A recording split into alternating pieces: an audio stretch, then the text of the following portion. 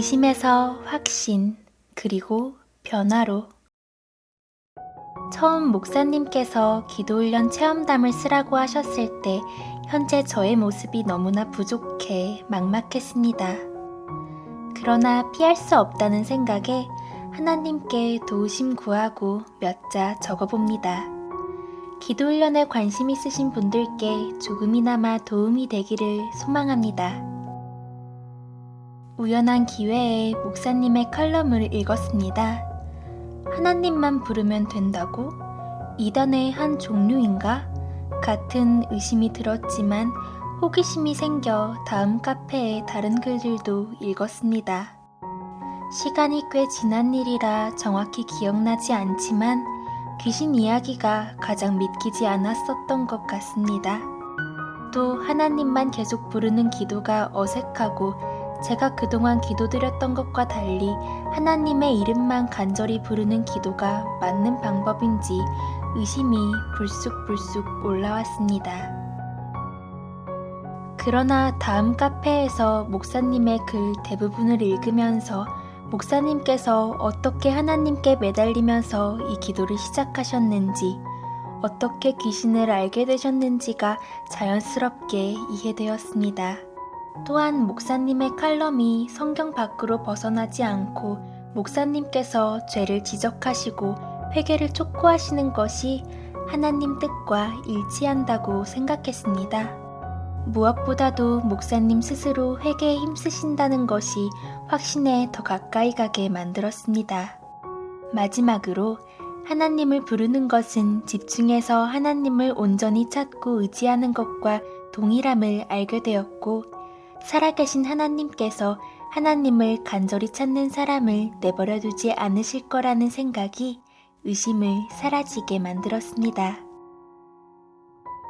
기도훈련을 받기 전에는 가까운 가족마저도 미워하고 무시하였으며 밖에서는 좋은 사람, 집에서는 신경질적이고 제 기분대로 행동하는 사람이었습니다.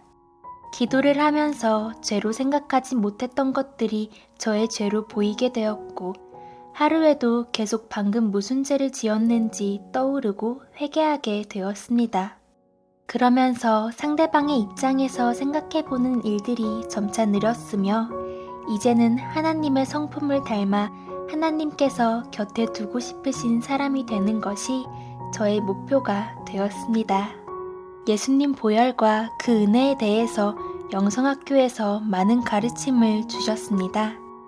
저는 그동안 오래 교회 생활을 하면서 예수님께서 사람들을 구원하기 위해 돌아가심이 너무나 당연했고, 나를 위해서 고통을 당하심을 절절하게 감사한 적이 많지 않았습니다. 그런데 이 기도 훈련을 거치면서 예수님께서 저의 죄 때문에 모욕을 당하시고 십자가에 못 박히시고 채찍질 당하시고 피 흘리셨음이 마음 깊이 다가왔습니다. 제가 체면, 인간관계, 목숨을 다 버리고 누군가를 위해 십자가에서 피 흘릴 수 있는지 생각해보면 이는 너무나 어려운 일이고, 반대로 저의 가족이나 친구가 저 때문에 피 흘려 죽는다면 남은 생에 그 사람만 생각하면 애끄는 마음으로 슬퍼하고 감사하며 살 것입니다.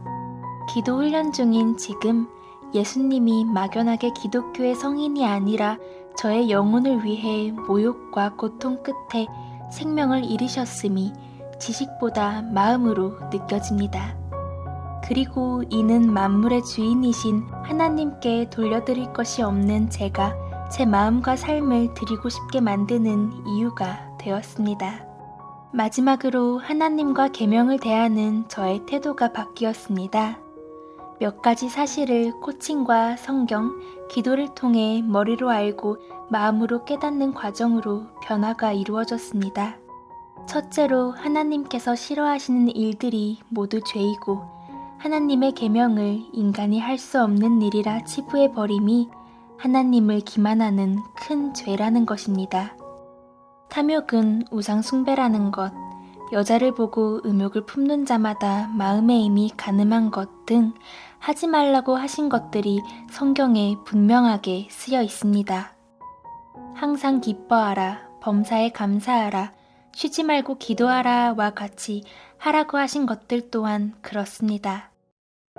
그러나 어떻게 인간이 다 지킬 수 있냐며 합리화하고 말씀을 읽어도 내가 꼭 해야 할 일이라는 생각이 들지 않았습니다. 그런데 기도 훈련을 받으며 제가 하나님 말씀에 주의하지 않고 하나님을 무시했다는 사실을 머리로 알고 기도 후 말씀을 읽으면서 계명의 순종함이 저의 의무라는 것이 분명하게 다가왔습니다. 그리고 율법주의자 바리새인처럼 하나님을 사랑하는 마음 없이 자기의 의를 쌓지 않도록 주의했습니다. 동시에 이미 저의 약함을 아시는 하나님 앞에서 실패하면 회개하고 기쁘지 않다면 억지로 웃어보려 하고 발버둥 치면서 분명 하나님께서 도와주시리라는 마음을 품고 나아갔습니다. 둘째로 살아계신 하나님을 찾지 않는 것은 하나님을 무시하는 행위이며 나 혼자 잘 살 수 있다, 내 힘으로 해낼 수 있다와 같은 교만한 마음에서 비롯된다는 사실입니다. 저는 체력적으로, 환경적으로 힘들어지면 금세 마음이 건조해지고 그 상태에서 남을 미워하거나 마음대로 판단하는 등 죄로 빠르게 달려가는 사람입니다.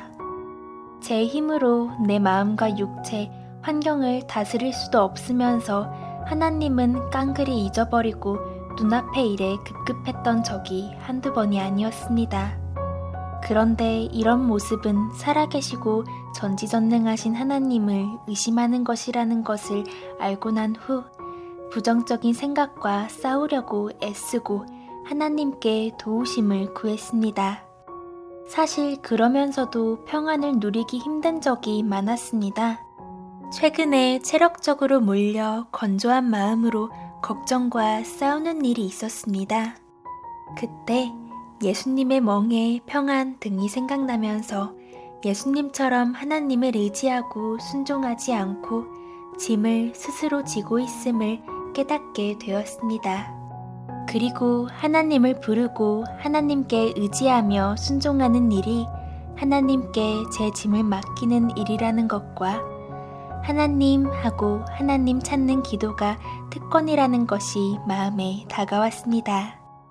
이제 날마다 저의 짐을 하나님께 드리고 하나님을 제 삶의 주인으로 모시는 것을 글로 써서 붙여놓고 매일 다짐하려 합니다.